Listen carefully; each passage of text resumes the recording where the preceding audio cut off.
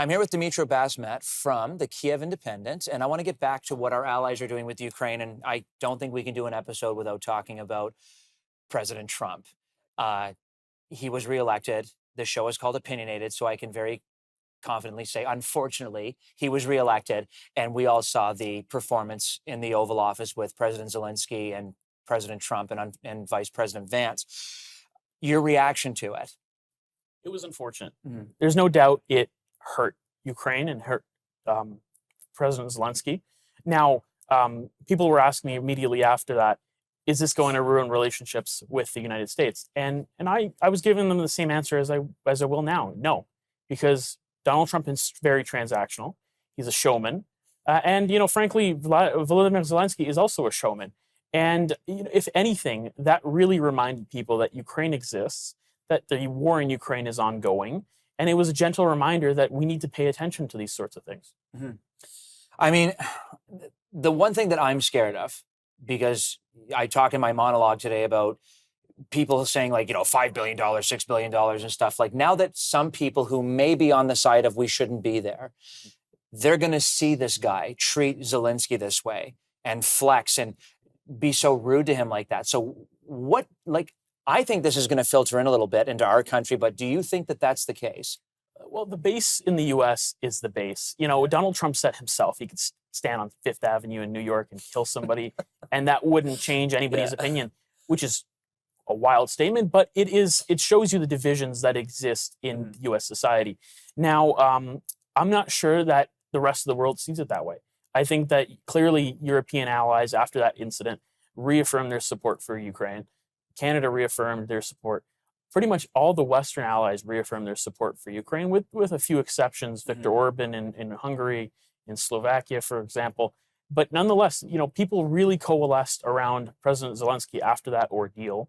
And if anything, it got action going. We saw the UK and France really step up after that with summits in Europe to see how we can move forward. So not only did it remind people that Ukraine existed, it actually got action and things moving towards potentially a ceasefire now.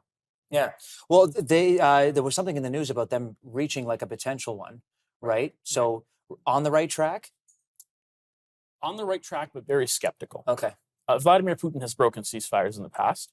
And, just even the wording of the ceasefire, Russia agreed to a ceasefire on energy infrastructure, and the U.S. agreed to a ceasefire on energy and infrastructure.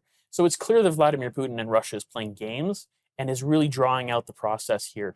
And, we'll see if eventually we reach a ceasefire, at least temporary, for Ukraine to regroup and really restructure their, the command on the front line. But right now, it's a question mark. I want to talk more about money because everyone loves money. I was getting my haircut today and I'm like, Donald Trump is only appealing because he's a billionaire. That's it. If he was a middle-class person, you would never invite him over to your house ever.